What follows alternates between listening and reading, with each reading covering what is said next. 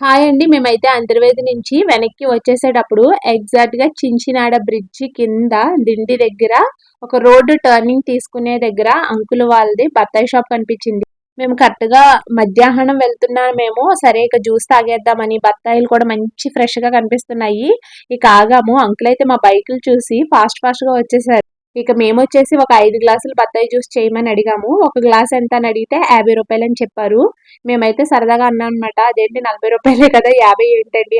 ఇక అంకుల్ అయితే అన్నారు, మీరైతే ఐస్, షుగర్ ఏమొద్దంటున్నారు కదా! నార్మల్‌గా వేస్తే గనక మాకేమైనా లాభం ఉంటుంది.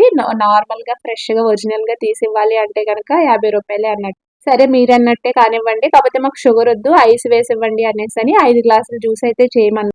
ఇక అంకుల్ అయితే సరదాగా మాతో ఆ 10 నిమిషాలు మాట్లాడుతూ జ్యూస్ అయితే కష్టపడి తీశారు.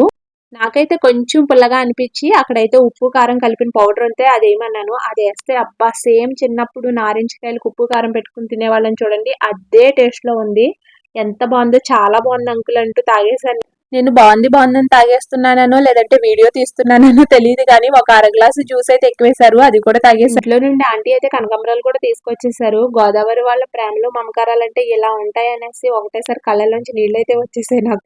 మీరు గనక అటువైపుగా వెళ్తే అంకుల్ బత్తాయి షాప్ దగ్గర జ్యూస్ అయితే తాగండి. అంకుల్‌కి హెల్ప్‌ఫుల్‌గా ఉంటుంది అనేసి ఈ వీడియో చేస్తున్నాను. Thank you.